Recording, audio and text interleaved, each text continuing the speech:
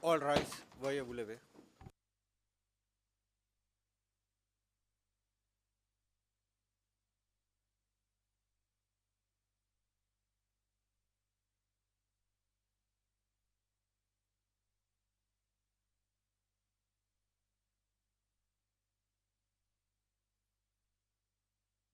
Please be seated.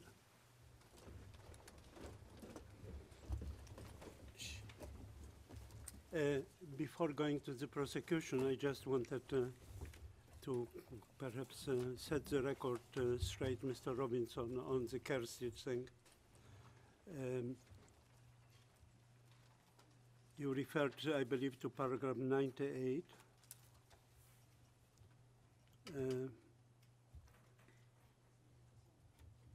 Where there was a reference that despite the fact that Mladic, of course, knew about the killings, the trial chamber did not establish that Karadžić learned about the intention to execute Bosnian Muslims as a result of these contacts. But in paragraph 104 of the appeal judgment, it is clearly indicated that knowledge on the part of Karadžić has been established, although not his intent with regard to committal of genocide. But our appeal judgment was based on his knowledge, and that was the foundation to the aiding and abetting liability. You're absolutely correct, Mr. President. And if you are as careful in this appeal as you were in Karadžić's appeal, you will acquit President Karadžić. And in paragraph 104... That was a very objective statement. In paragraph 104, you see that it was based on what Karadžić said to Biara on that intercepted conversation. I did not want you to leave in the court the impression that Karadžić did not know. It was proven on Karadžić's own words, not on what someone who knew simply had contact with him. That was my point. His point is well taken. Thank you, Mr. Rowe. Thank you. Thank you, Mr. President. I'll start by addressing the questions you posed this morning in relation to Dr. Karadžić's appeal. First, I'd just like to clarify that Just ask you, you will, I'm presuming you will be addressing the question of municipalities in your statement today? I'm sorry, Your Honor, I don't quite understand. You will be talking of the municipalities question and what happens there? In the your appeal submissions? Yeah. Yes, correct. If I have one or two relevant questions, would you like them now or at the end of your argument? Well, Your Honor, if you could give them to me now, then I could fold Okay, them in the most efficient So- way, hopefully. Let me ask you two questions then. Could you point to the trial chamber's findings? It's a paragraph of preferably to support the proposition that the trial chamber presumed the intent for permanent removal to be inconsistent with genocidal intent. That's the first question. And the second question would be this: would evidence demonstrating ethnic bias, discrimination, and separation necessarily prove genocidal intent? So now you have all my questions, and you have the floor.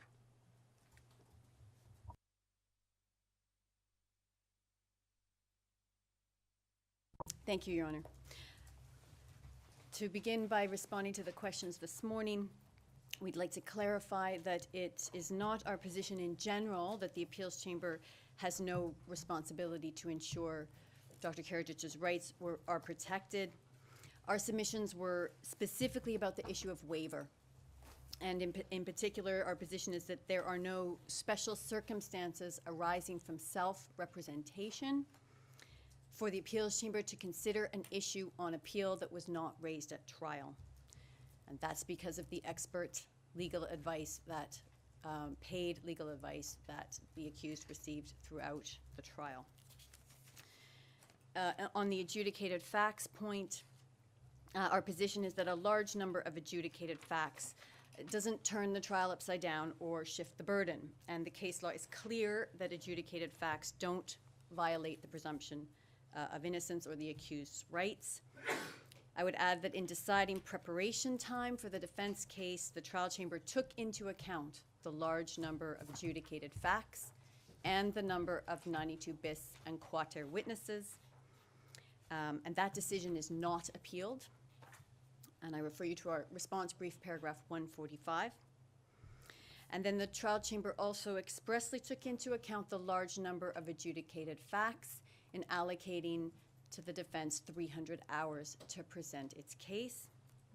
That decision was upheld on appeal, and these decisions are ignored by the defense in their appeal, and I refer you to our brief, paragraph 146.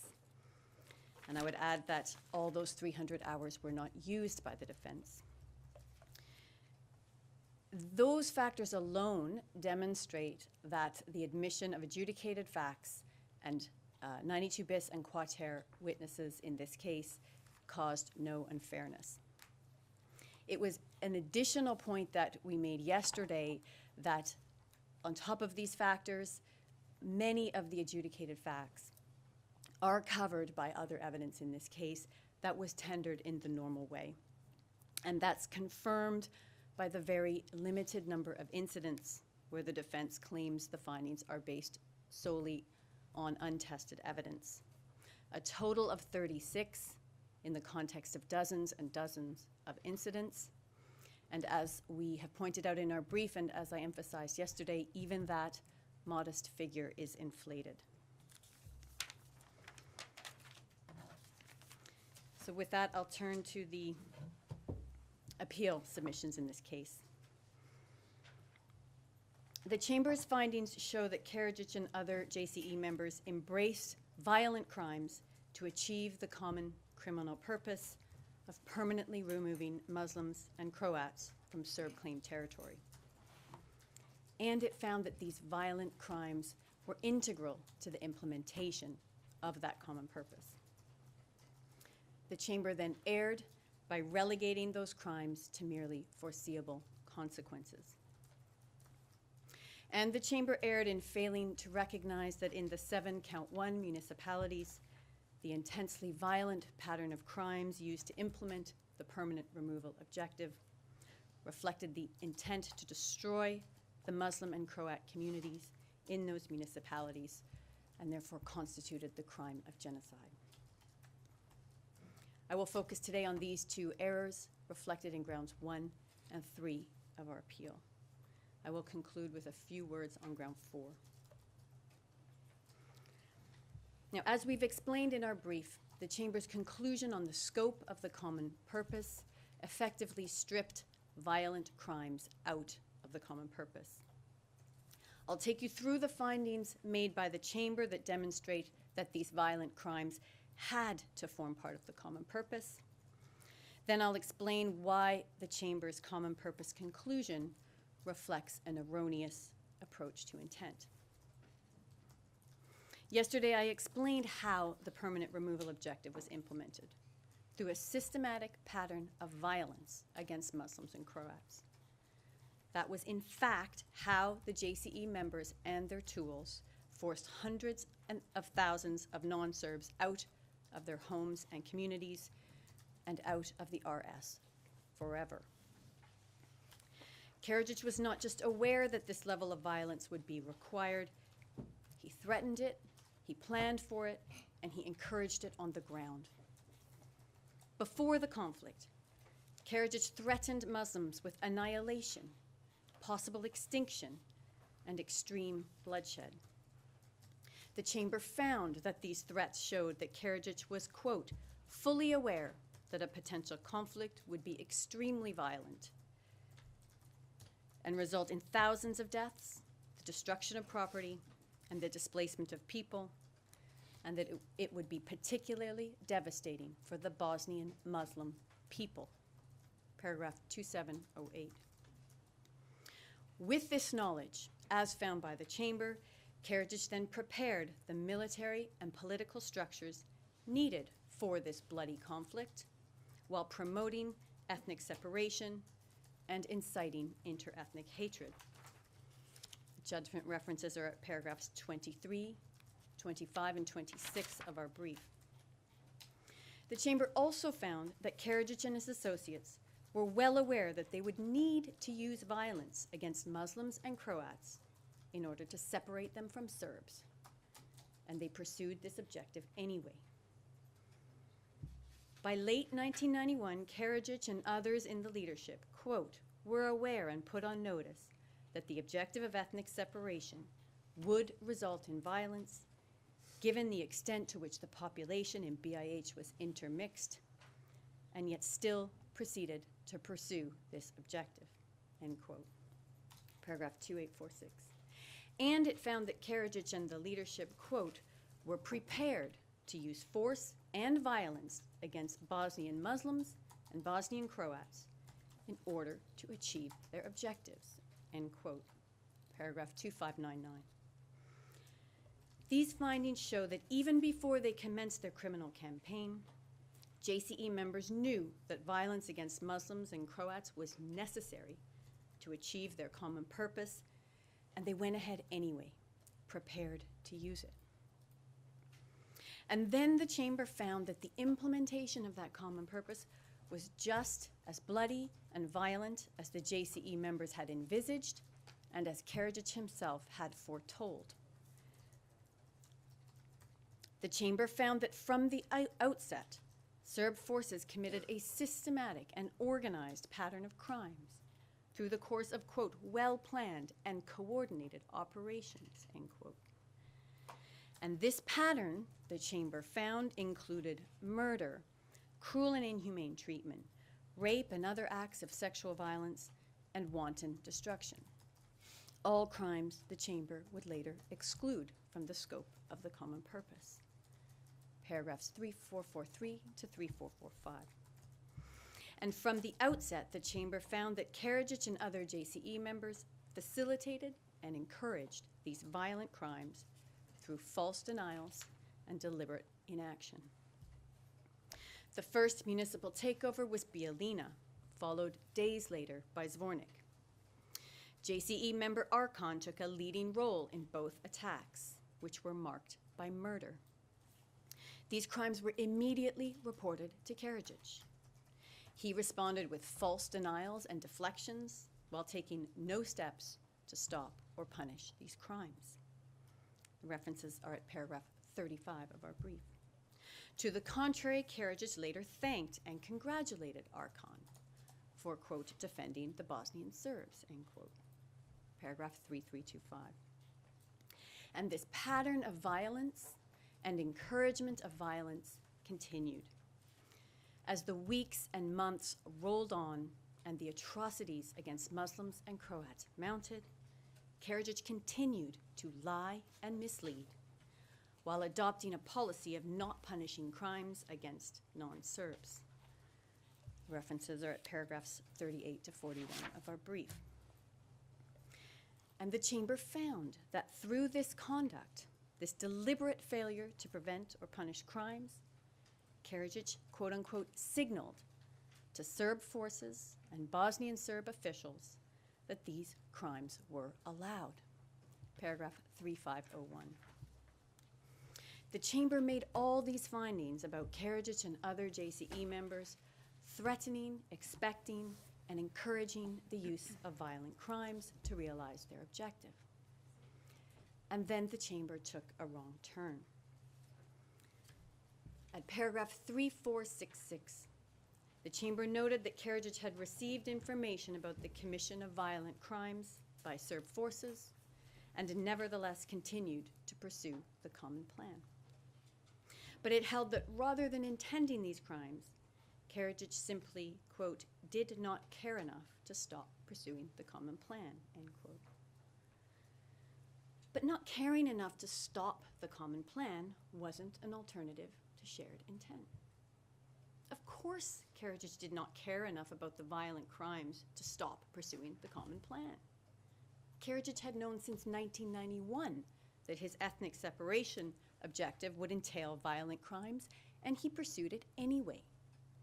Naturally, he was undeterred when that violence was reported to him. It was expected. It was intended. Now, the defense portrays this intent conclusion as reflecting Karadžić's ambivalence towards violent crimes.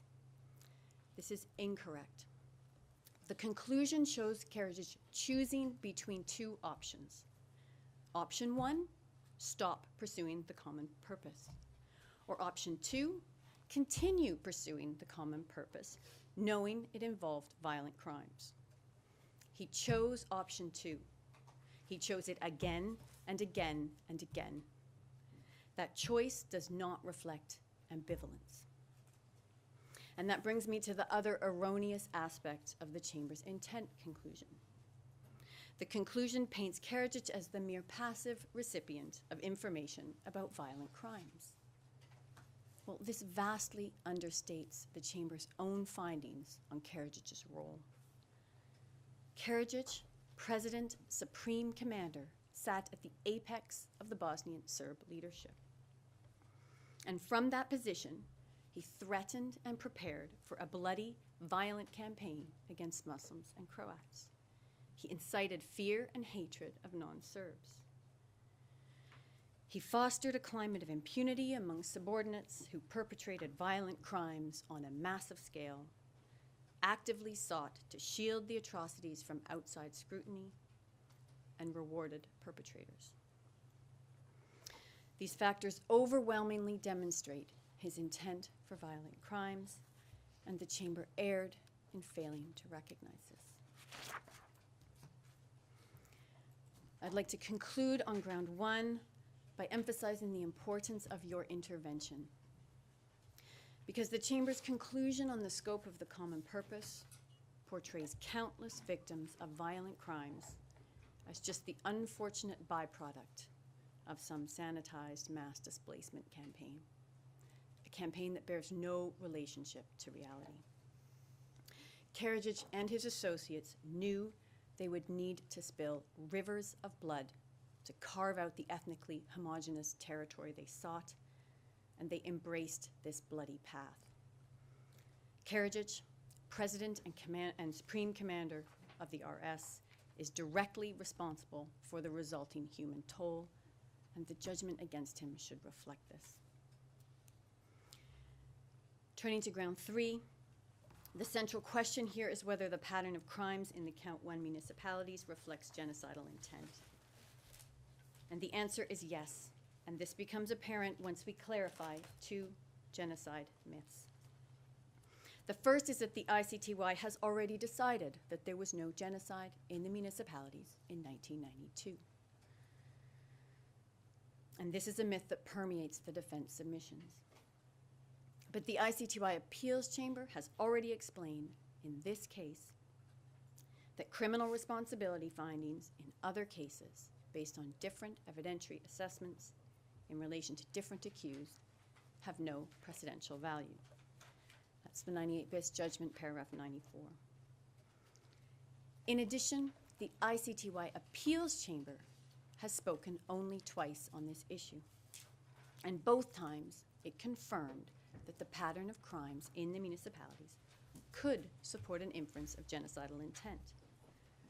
That's the Stockage Appeals Judgment, paragraph 56, and the 98 bis judgment, in this case, paragraph 100. And that brings me to the second genocide myth, and this is the one that led the Chamber into error in this case. And this is that genocidal intent, the intent to physically or biologically destroy the targeted group or part, means the intent to physically or biologically destroy all the members of that group or part. This is not required by genocidal intent, nor does genocidal intent boil down to a mathematical calculation of numbers killed or subjected to other genocidal acts. But this is precisely the error the trial chamber fell into when it compared the total number of group members displaced versus those allegedly targeted for destruction at paragraph 2624. The scale of killings or other genocidal acts is a relevant factor. but a narrow focus on this factor to the exclusion of others is an error. Correctly understood, genocidal intent, that is the intent to physically or biologically destroy the targeted group or part, is the intent to destroy that group or part as a community. And this doesn't require an intent to target every member of that group or part with destruction. This is the correct understanding for 3 reasons. First, the victim of genocide is the targeted group or part as a community, not its individual members. And second, the terms of the Genocide Convention require a conception of genocidal intent whereby conduct intended to destroy the group allows for the continued physical existence of group members.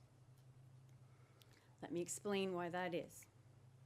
Here you see Article 4(2) of the statute replicating Article 2 of the Genocide Convention.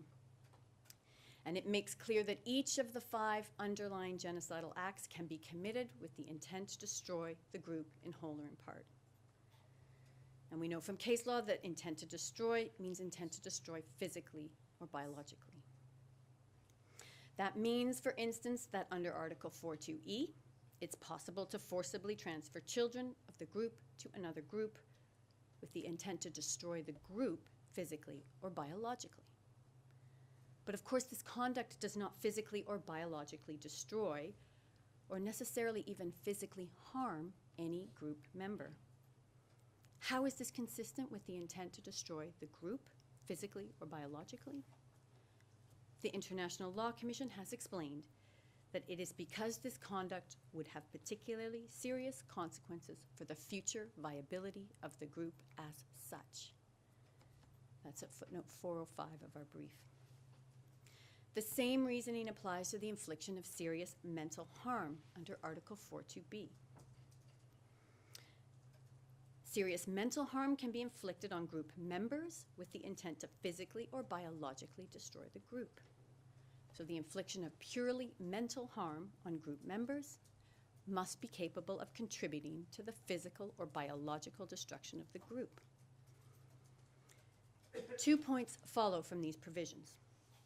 First, conduct with no physical or biological impact on individual group members can nevertheless contribute to the physical or biological destruction of the group.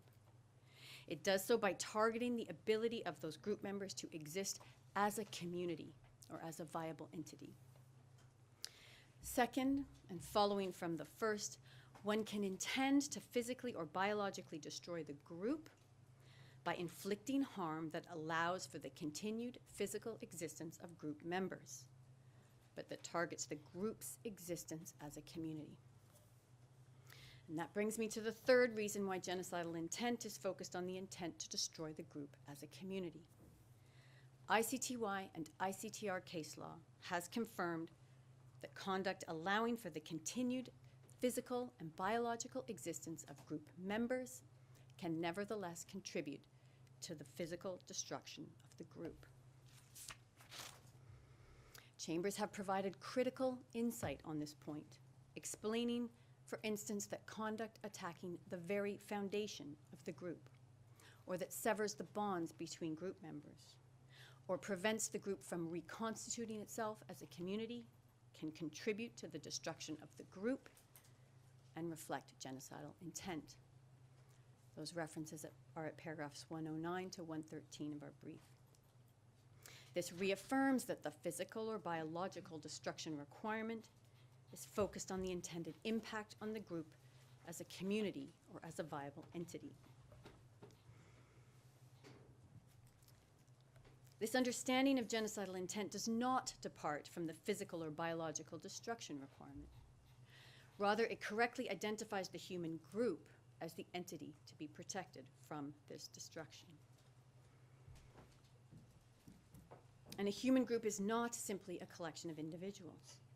The bonds between those individuals are what binds them together into a group. And it is not difficult to envision a scenario where those bonds are eviscerated to the extent where the group itself no longer physically exists, even if many of its members do. where the surviving group members exist but in a state where they can no longer function as members of a community or reconstitute themselves into a community, the group itself is physically destroyed.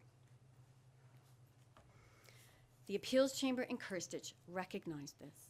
It recognized this when it held that the forcible transfer of 80% of the Srebrenica Muslim community out of the enclave, quote, could be an additional means by which to ensure the physical destruction of the Bosnian Muslim community in Srebrenica, end quote. And this was because it contributed to the inability of the targeted community to reconstitute itself. In other words, conduct that inflicted no physical harm on group members nevertheless contributed to the physical destruction of the community. And the community itself was physically destroyed despite the continued existence of many group members. This is the kind of destruction of bonds between group members that results in a group's physical demise as a community, despite the physical survival of many group members. This holding from Karadžić is a groundbreaking one, but not because it stretches the Genocide Convention beyond its intended scope. As I've already explained, the Convention demands such an understanding of genocidal intent. It's groundbreaking because it recognized this. The trial chamber in this case did not. And when this correct understanding of genocidal intent is applied to the pattern of crimes in the Count 1 communities, there can be no doubt that these crimes were intended to physically destroy the communities. We've described that pattern, focusing particularly on Prijedor, in our appeal and reply briefs, so I will simply summarize. Serb forces carried out a wave of violent criminal attacks on non-Serb villages and towns. Inhabitants were shelled, massacred, abused, and terrorized. Villages and towns were razed to the ground, places of worship systematically destroyed. Inhabitants were rounded up, and families were separated under violent and traumatic conditions. Entire populations were detained in shocking conditions for weeks, sometimes months. In the camps, killings, beatings, rape, and other forms of violence were pervasive. Omarska prisoners were afraid of dying, quote, every minute, every second, end quote. That's footnote 242 of our brief. Those who survived these violent, terrifying attacks were expelled with nothing. They were torn from their homes, families, and communities, forced into exile and isolation, and left to mourn the dead and agonize over the missing. And this is probably an appropriate point to respond to your second question, Mr. President, about whether evidence of demonstrating ethnic bias or discrimination, would that necessarily prove genocidal intent? And our answer to that question is no, because evidence of that wouldn't even necessarily establish the commission of an underlying act of genocide, which would be required. And the broader answer to that is that that theoretical proposition is far, far removed from the violent attacks on the communities that we're dealing with in this case. Now, the prosecution recognizes that this pattern is different than in Srebrenica. And Srebrenica involved a higher proportion of killings. This is something emphasized by the defense. But the question is not the scale of killings, but whether overall the crimes were intended to destroy the targeted communities. And I will highlight three unique factors from the Prijedor context that are reflective of this intent. First, while the scale of killings in Prijedor was lower than in other genocidal campaigns, the scale of all genocidal acts overall was vast. Over 30,000 Muslims and Croats were detained across the three main camps alone, Omarska, Karaterm, and Trinopolje. Paragraphs 1749, 1793, and 1851. In these camps, killings and the infliction of serious bodily and mental harm were routine, daily occurrences. And as we've argued underground too, the conditions of detention themselves amounted to genocidal acts. Prisoners were crowded into filthy facilities, deprived of food, water, medicine, and basic sanitation, and exposed to deadly diseases. Another unique factor in Prijedor was the deliberate mistreatment of women and children, reflecting an intent to target all segments of the community. They too were subjected to deplorable detention conditions, abuse, and mistreatment. In Ternopile, the Prijedor camp, largely dedicated to the detention of women, children, and elderly, the frequent rape of women and girls, quote, caused terrible fear and mental trauma among all of the detainees, end quote. Paragraphs 1830 to 1831. And third, the intent to destroy the Prijedor Muslim community is also reflected in the targeting of prominent group members, the linchpins of the community. Religious and political leaders, doctors, lawyers, professors, and businessmen were systematically singled out for execution, torture, and abuse. Paragraphs 1587, 1596, 1740, 1744, 1749, 1753, and 1766. The campaign had the intended impact. The targeted communities were destroyed. And this is clear from the way surviving members of the Count One community speak about their existence. They suffer from constant physical and mental pain, debilitating injuries, anxiety, depression, nightmares, and lasting feelings of terror. They describe their lives as having, quote unquote, stopped in 1992, and explain that they live, quote, all alone, end quote, as they mourn the loss of family and community members. Although they continue to exist physically, quote, it is as if they had been killed, end quote. Sorry, as if we have been killed. And I refer you to our appeal brief, paragraphs 124 and 139, and our reply brief, paragraph 63. Shall we say 5 more minutes? This illustrates what it means to physically destroy a community while allowing many community members to exist. The survivors are harmed to the point where they cannot function as community members and will never reconstitute themselves back into a viable community. This is harm prohibited by the Genocide Convention. Now, I'll conclude by emphasizing that there's no incompatibility between the objective of the overarching JCE and genocidal intent. And I will respond to your first question in so doing. Now, it is important that the goal of Karadžić and other JCE members was not just removal of Muslims and Croats, but permanent removal. In the eyes of the JCE members, only permanent removal would counter the perceived threat faced by the Serbs, a threat that Karadžić repeatedly warned was genocidal and everlasting. Paragraphs 2659 to 2672. A criminal campaign aimed at destroying the Count One communities was a logical means and the chosen means to achieve that permanent removal objective and extinguish that perceived existential threat.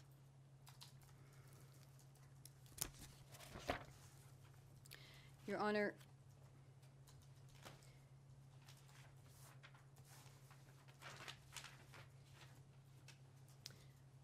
in response to your first question, our position is that paragraph 2624 in particular demonstrates that the Chamber presumed that the intent for permanent removal was inconsistent with genocidal intent.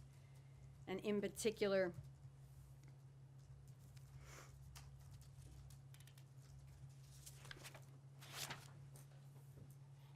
it's because it found that a reasonable inference to be drawn from the pattern described above is that the intent behind those crimes was to ensure the removal of Muslims and Croats from the municipalities.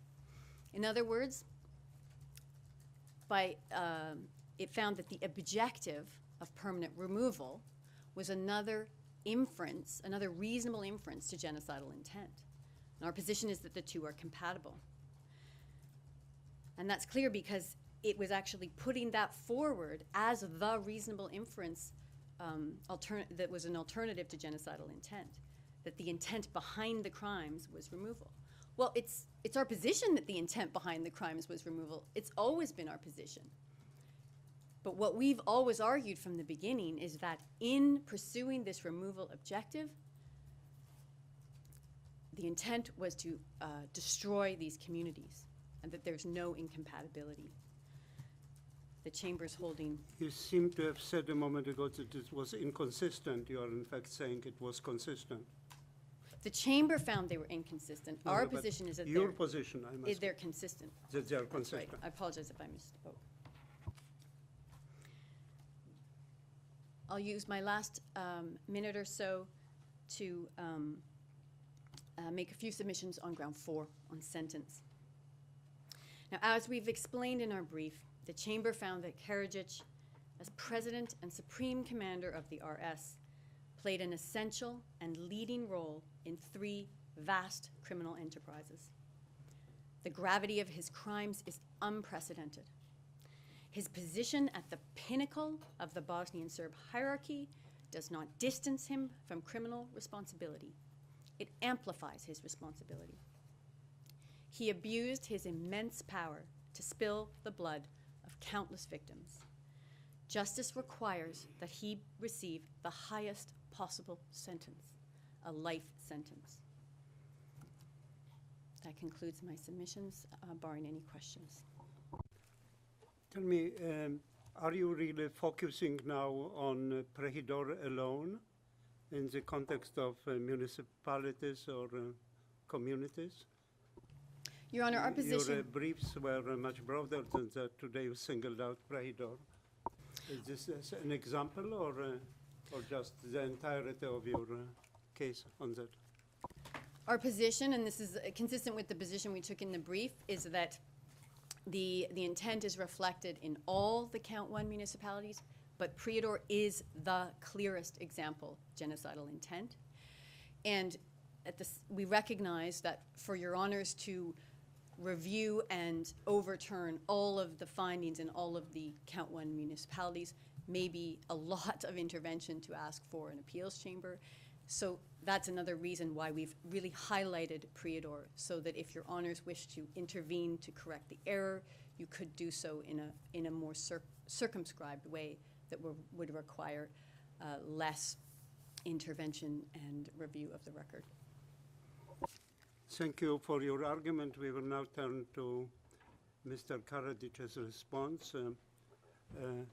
Mr. Robinson, Ms. Gibson, you have 30 minutes, and I would appreciate it if you would, in your response, refer to the arguments made on Prehidor in the context of genocidal intent.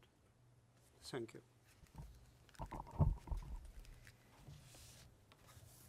Thank you very much, Mr. President, Your Honours. The first main problem with ground 1 of the prosecution's appeal is that it purports to centre on the trial chamber's finding that the JCE members knew that they couldn't carry out their plan without these additional crimes. Again and again in its appeal brief, the prosecution refers to the trial chamber's findings that Dr. Karadžić and the others knew that they couldn't separate the relevant populations without committing murder, cruel treatment, extermination. This finding doesn't exist. At the heart of the prosecution's ground 1 is a finding that doesn't exist. What the trial chamber found was that it was foreseeable to President Karadžić that the Serb forces might commit the additional crimes while carrying out the original plan. It never found that he knew that they would. And so he was convicted of JCE 3. And this missing finding, this missing link, really breaks the chain of the prosecution's arguments. This knowledge that actually doesn't exist is front and centre in the prosecution's arguments as to why the appeals chamber should make this radical reformulation of the conviction. The prosecution asserts he knew that the plan would cause these crimes. They all knew that if they put the original plan in place, this would happen. The trial chamber never found that. The prosecution argues this morning that President Karadžić was faced with the choice of stopping this pursuit of the common plan, and he chose again and again and again not to stop the pursuit of the original plan. But even if that's correct, even if he chose not to stop the original plan, that's not enough for an intent finding. And the trial chamber was very careful on this point. The trial chamber had regard to the legal standard whereby a knowledge of crimes and continued participation may be a sufficient basis from which to infer intent. But knowledge and continued participation, even when they're present, are an insufficient basis from which to automatically conclude that there was intent. When intent is inferred in this way, it must be the only reasonable inference available on the evidence. And I make reference to the Popovich appeal judgment at paragraph 1396 and the Shinovich and others appeal judgment at paragraph 995.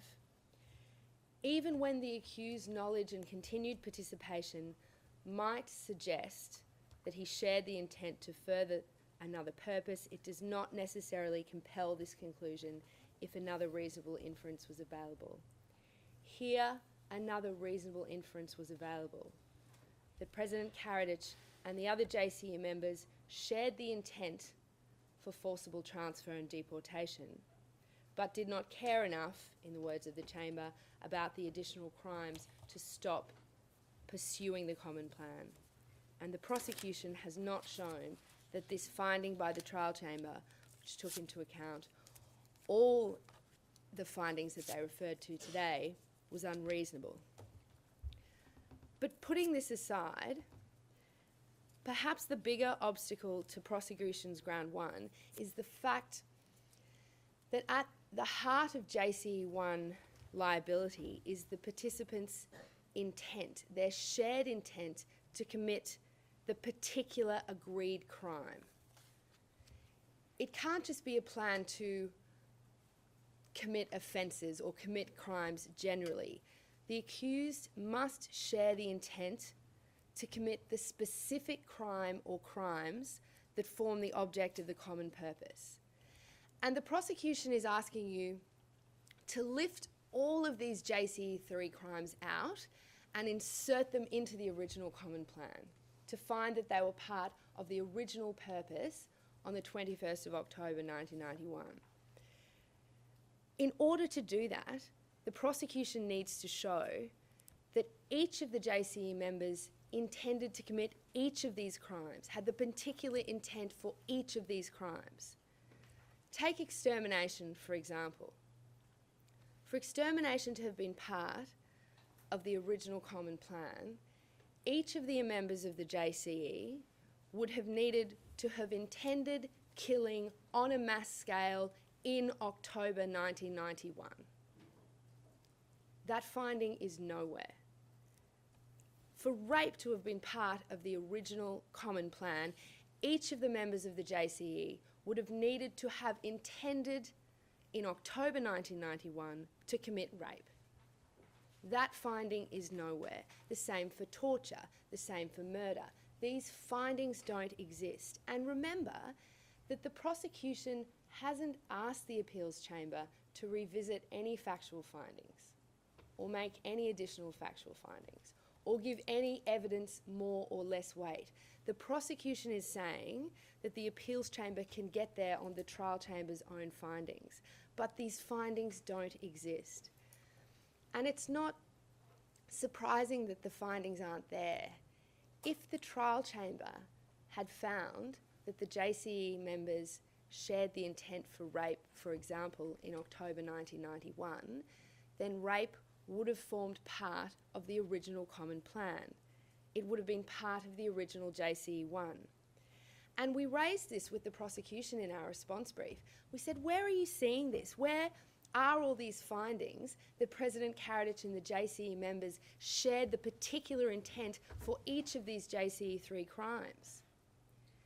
And in reply, the prosecution relies again on general adverse findings about President Karadžić's threats and the fact that the crimes were integral to the common purpose. This isn't enough. This just completely brushes past this central element of JCE1. The trial chamber's findings don't support the radical transformation of the conviction that the prosecution is seeking. Ground one of the prosecution's appeal should be dismissed. Just a few words on sentence, given that it was raised. Before you move on to sentence, you will remember, of course, that in Karadžić, we determined that genocide can be committed in a limited geographical area. And in that context, I would be grateful if you could say something more than you did. You did not say much about the Prahidor situation. I'm grateful, Your Honour. I'm actually going to leave the response for ground two to lead counsel, and I'm confident that he'll address the question of genocide and Prahidor in his response. And should we move directly to the response to ground two?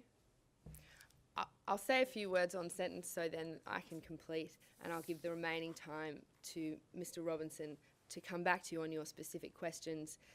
Just briefly on sentence, our arguments on sentence are set out in full in our response brief, and I won't repeat them here, particularly given that our submission is that the appeals chamber should order a new trial, or at the least revise this judgment on the basis of identified errors, meaning that the question of sentence will likely become moot. But one point we thought was important to draw to Your Honour's attention, and that is that the trial chamber, in formulating President Karadžić's sentence, was entitled to give President Karadžić credit for resigning from his position and voluntarily relinquishing power. There's a strong public policy interest in encouraging leaders to voluntarily step down. And the trial chamber was entitled to recognise President Karadžić's resignation by mitigating his sentence in this case. Thank you very much. I'll now pass to Mr. Robinson. Mr. Robinson? Thank you, Mr. President. First of all, I'd like to commend Ms. Gustafson for what I thought was a very eloquent argument on, particularly on ground 3 and the genocide in the municipalities. And I actually found myself agreeing with her on almost all of the legal principles that she stated. The problem is that the facts of what happened in the Bosnian municipalities in 1992 simply don't fit those legal principles. And this is also not a court of first instance, so we're looking at it a little differently. Let me first turn to Prahidor and the question that you've asked.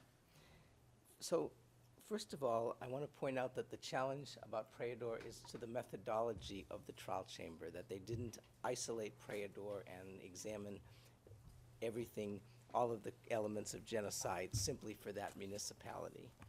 And the first answer to that is to look at what happened in the Berginen case, which also involved Prahidor as well as a number of other municipalities. And the trial chamber's discussion in Berginen contained no analysis of genocide in any given municipality, but discussed intent over the 11 municipalities, including Prahidor, contained in the indictment. And the same was true of the Karadžić judgment, which included Prahidor and a number of other municipalities, not even in that same region.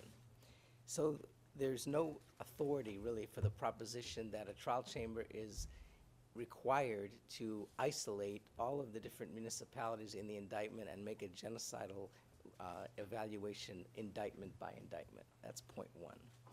But looking at Prahidor, you've already dealt with the very same evidence in the Stockage case.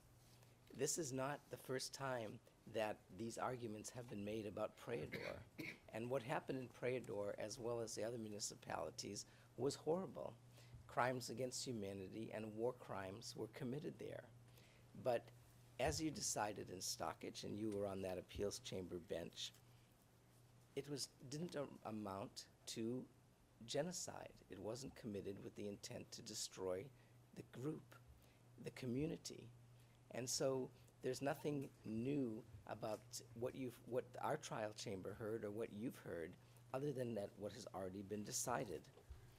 For the claim that the trial chamber thought that displacement was counterindicative of destruction, I see nothing in paragraph 2624 that indicates that. In fact, that paragraph almost looks like a cut and paste from the trial chamber's judgment in Stockage.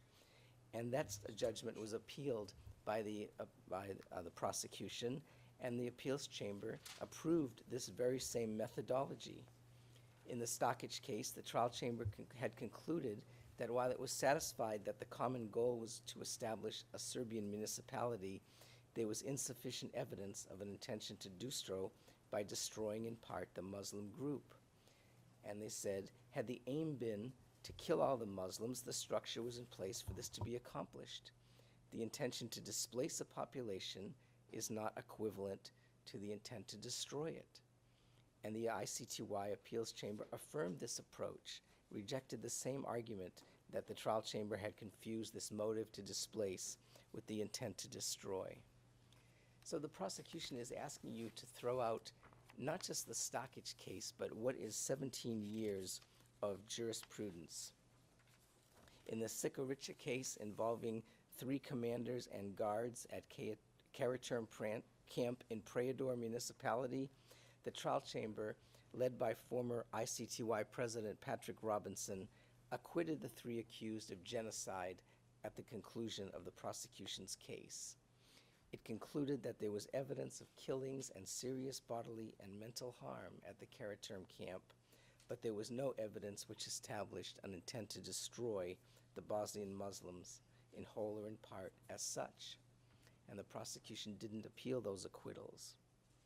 In the Stockage case, as I've mentioned, the trial chamber came to its conclusions by looking at not only Stockage's intent, but those of people at a higher level in the political structure, including President Karadžić.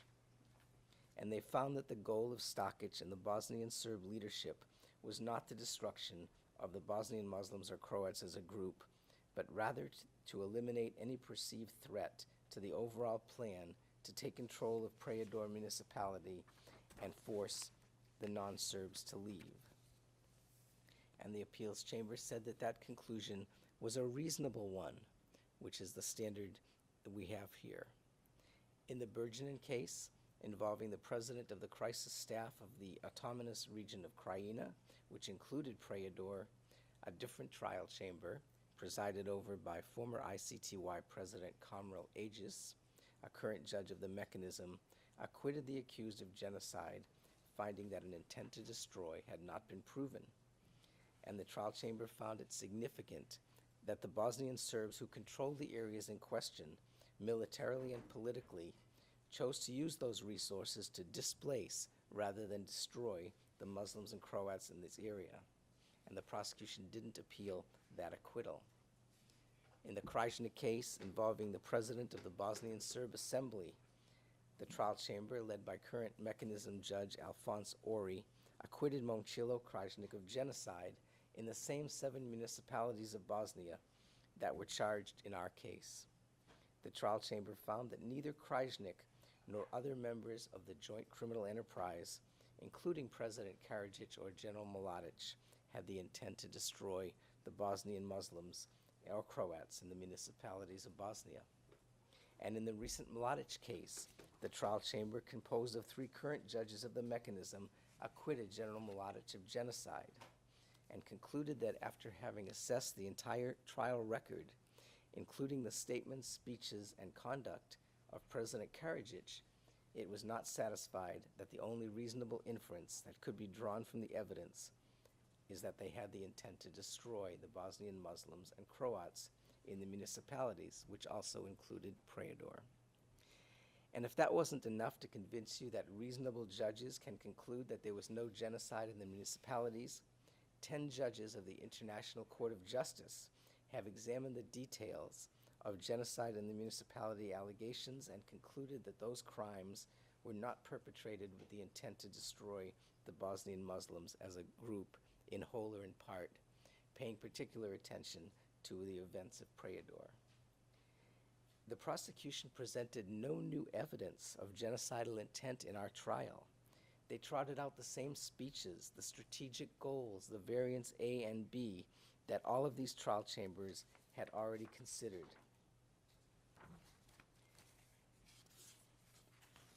The findings of our trial chamber, like those in Stakic, Berginen, and Krajnik, and the International Court of Justice, that genocide was not committed in the municipalities of Bosnia in 1992, in no way diminishes the suffering of the victims or what they and their families endured during that terrible time.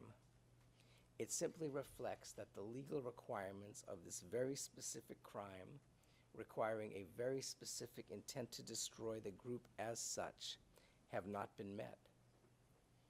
Even after what happened to the Jews in the Holocaust, the Supreme Court of Israel acquitted Adolf Eichmann of genocide for crimes in the 2-year period where the Jews were deported rather than exterminated. The prosecution has given you no reason to depart from 17 years of jurisprudence. What happened in Bosnia in 1992, while awful, was not genocide. President Karadžić's acquittal on count 1 should be affirmed. Thank you. Should I take it that you have your case has been completed and we can turn to the prosecution for their reply? Yes. Prosecution, you have 15 minutes. Thank you, Your Honor. I'll start with Until 12:45. I'll start with ground 1 and then ground 3, and then I'll say a word on sentence. And really, I only have one point to make under ground 1. We agree, possibly 2 small points. We agree that the law doesn't require an inference of intent from knowledge and continued participation. The law is clear that that is a basis to make the inference. We agree it's not required. Our position is that when Dr. Karadžić's knowledge and continued participation for months, even years, in the common purpose with the knowledge of violent crimes, combined with the other factors in this case, his threats of those very crimes against the groups, his immense power and authority over the perpetrators, his deliberate denials and deflections, his rewarding of perpetrators. When you put all those factors together, that, we say, leads to only one reasonable inference. I'd like to respond to the argument that we have not pointed to findings about particular agreed crimes, and extermination was emphasized in that regard. Now, we have set out at paragraphs 45 to 46 of our brief why all the crimes the Chamber categorized as JCE 3 crimes belong within the common purpose. And this includes a category-by-category analysis. But let me just take you through murder and extermination as an example. Karadžić's own pre-war threats reflect his anticipation of violent crimes that involved a bloodbath, his word, the annihilation, his word, the possible extinction, his words, of Bosnian Muslims. This was matched by the routine commission of murder in the execution of the common purpose, including an astonishing number of mass killings.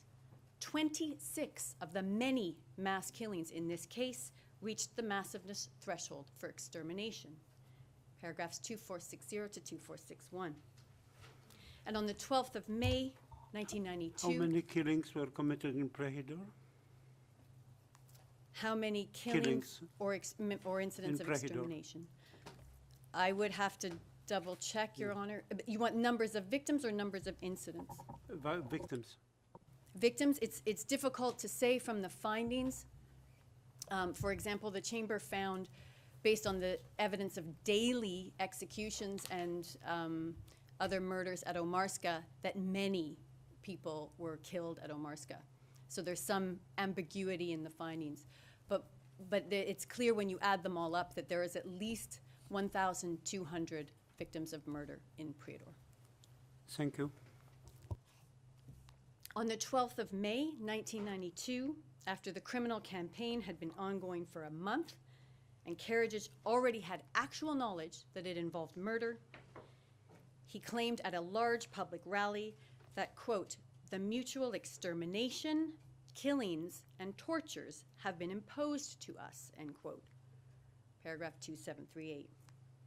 Now, he painted his side's infliction of extermination, killing, and torture as defensive and reactionary, a characterization the chamber rejected at paragraph 2849. But this speech shows him not only acknowledging, but attempting to justify the infliction of mass killing and mistreatment by his forces, a justification that matches his threats from months earlier.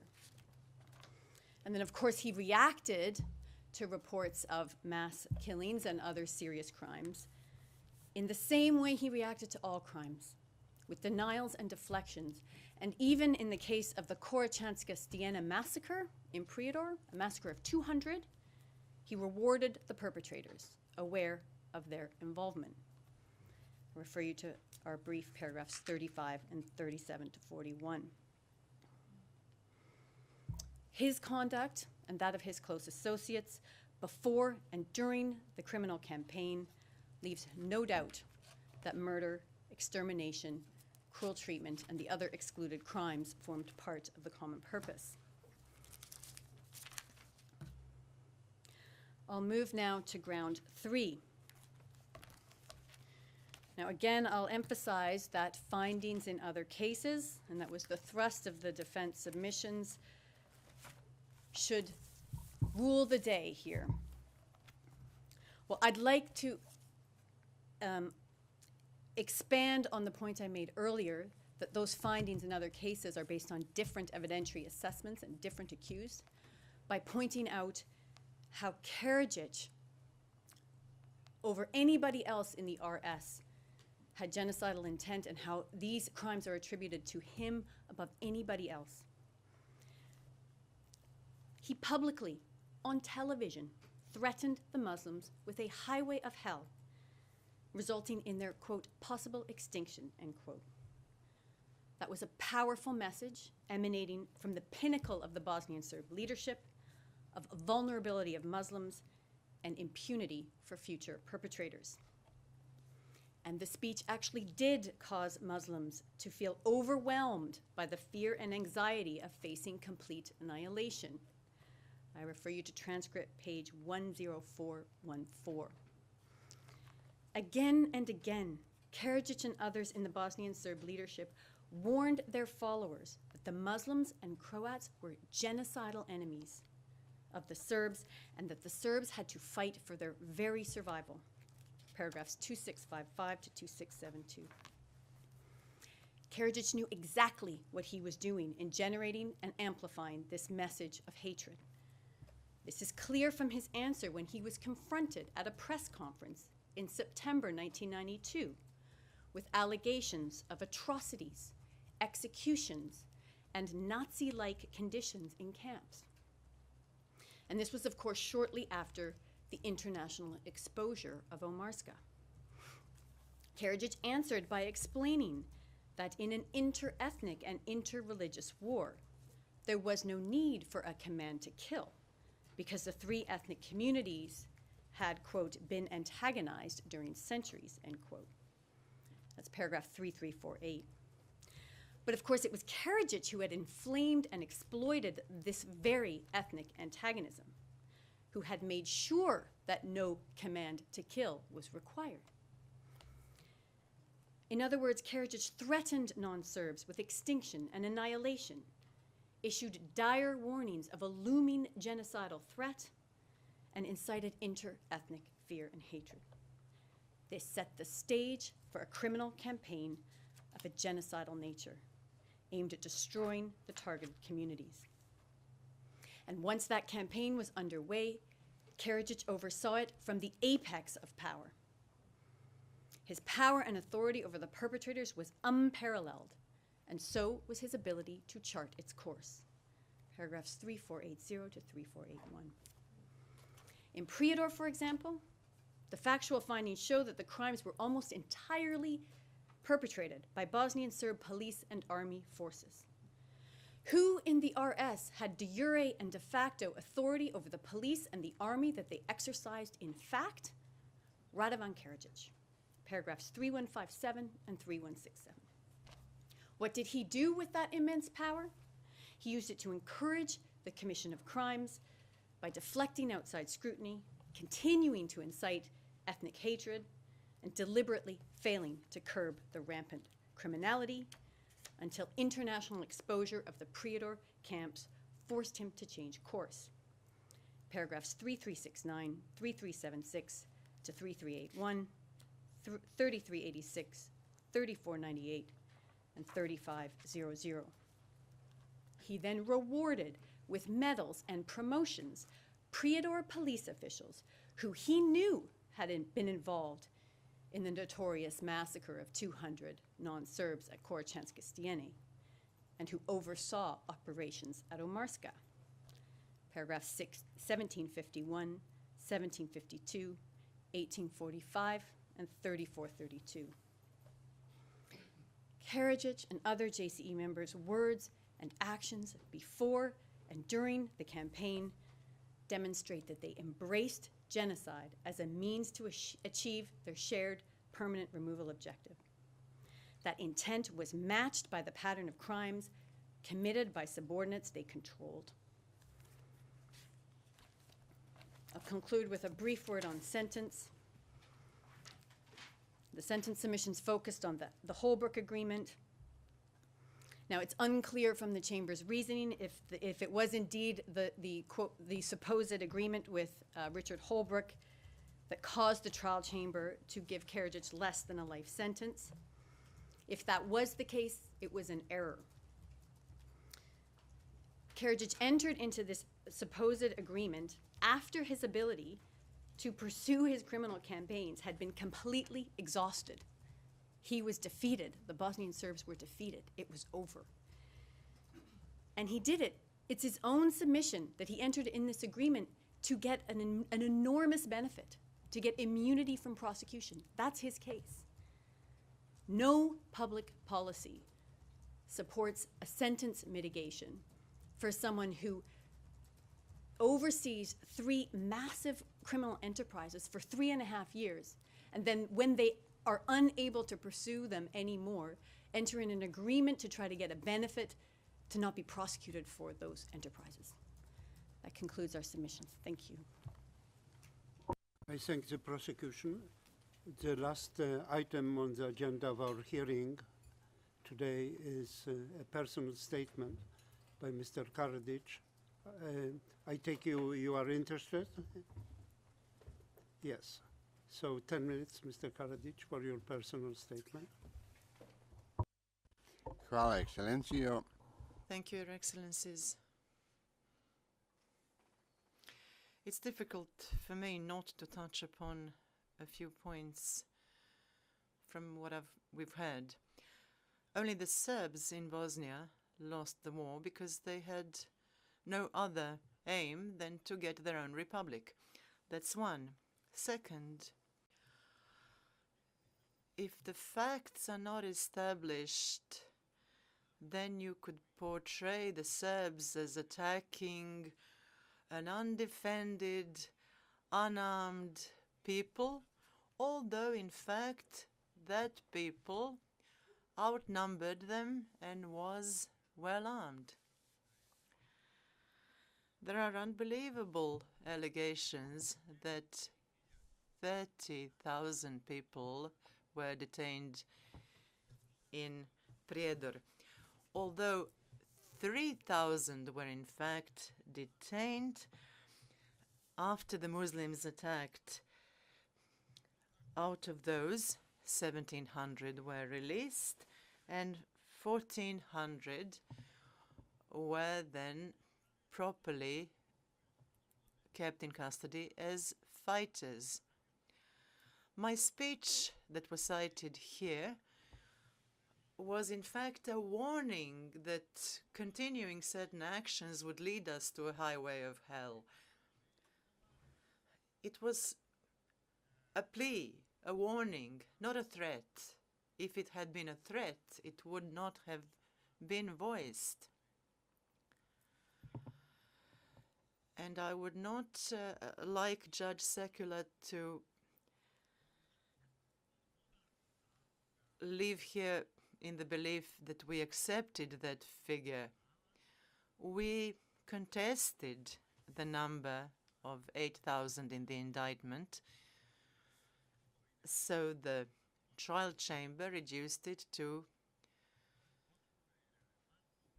5,000 plus.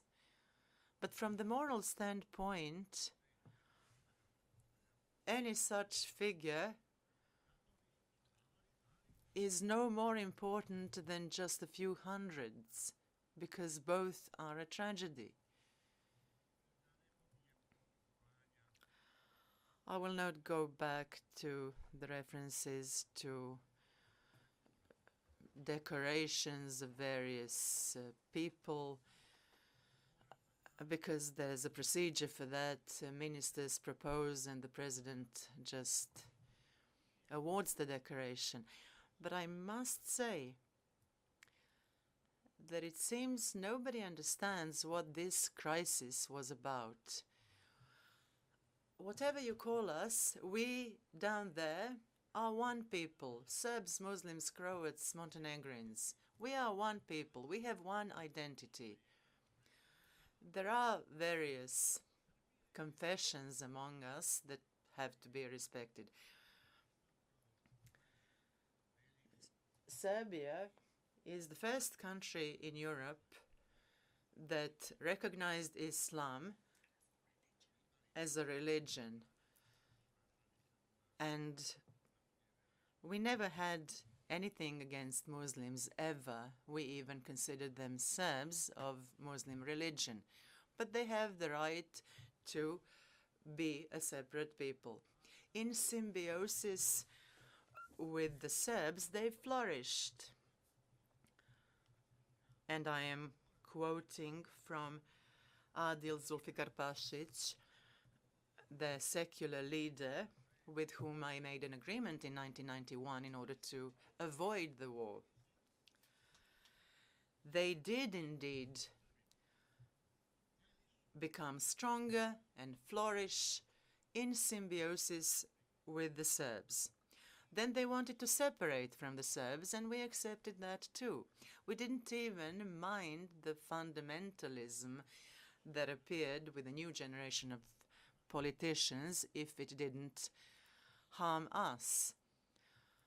Other European countries do object to it, but they find no way to confront it. But even all the Islamic countries fight fundamentalism and political Islam. We don't, as long as it doesn't harm us. The Serbian people are not anything like what they were portrayed here. We saw from the way Serbia treated immigrants and refugees how good a people they are. However, the people don't always listen to their government, like they didn't in 1941, when the government of Yugoslavia ceded to Hitler's pressures. The people rose against it. Even now, in Prijedor, there are 2.7% Muslims out of 49,000 Muslims in Prijedor sent to prisoner of war camps. That's not genocide. 1,700 were released and 1,400 were sent to a prisoner of war camp. But here it seems that anything is possible if you ignore the facts. However, the facts are in the case file, and I hope this chamber will look at the facts. In that case, it will be clear that the Muslims established their own municipality in Prijedor together with Serbs. And why did they attack us? Because they got orders to attack us on the 30th of April. And then they did attack, as they did in Ključ a bit later in May. Pursuant to orders from their central headquarters, they did so, although each of these municipalities was supposed to be divided into two, for two communities. Our main wish was for the Muslims to stay with us within Yugoslavia. We understood the Croats. The Croats wanted to be with their mother country, Croatia. But we have been together with the Muslims since 1918 when we formed a common state. The common administration, the education system, and political efforts then created certain antagonisms between different communities. When the Muslims decided to secede, they didn't have the right to take us with them. So we said, all right, you don't want to live with us any longer together in the large state of Yugoslavia. So we ask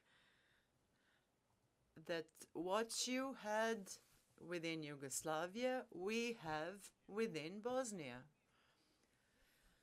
A war was not needed for that. Republika Srpska was recognized before the war started.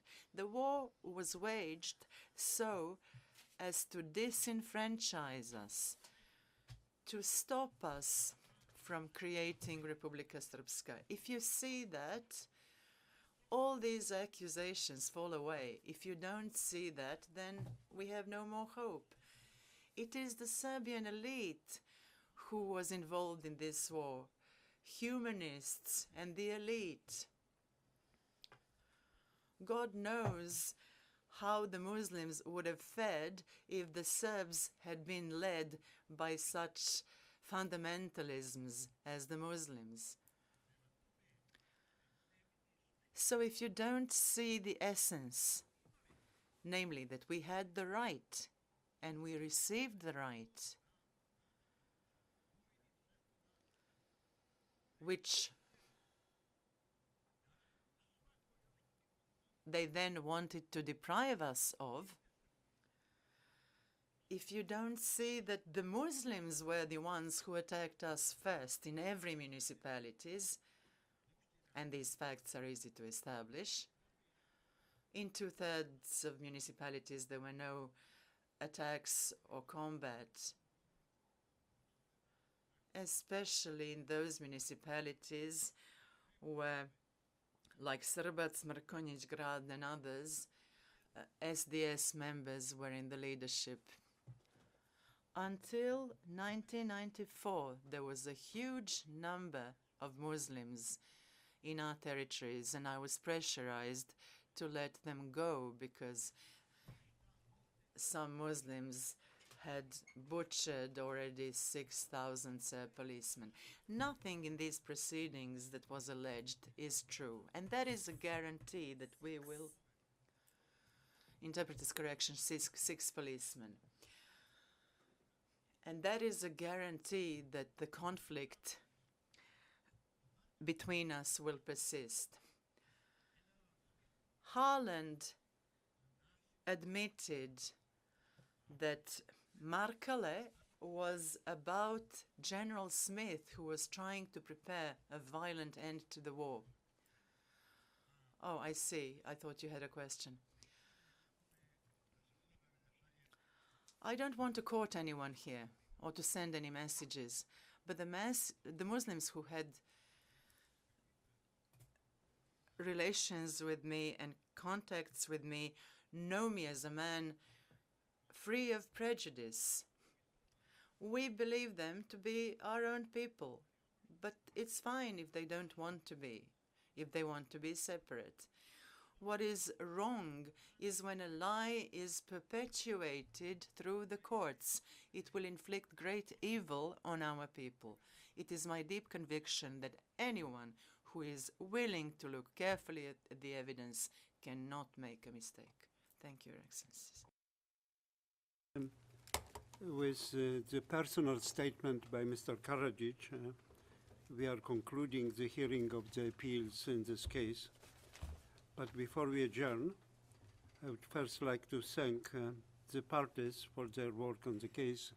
And I would like to say, and I am sure I'm speaking for my colleagues on the bench, that both parties made extremely professional arguments. And I very much, the bench, highly appreciate this.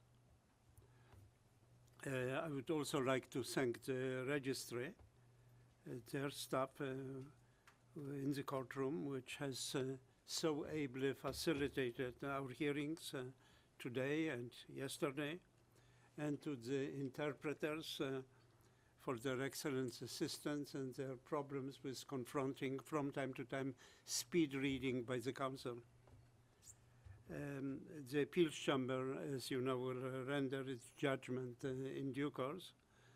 I would like to remind the parties that in accordance with the scheduling order issued on the 27th of February 2018, I will see the parties tomorrow again at 3 p.m. for the status conference in this case, and we are now adjourned. All rise. Voyez-vous lever.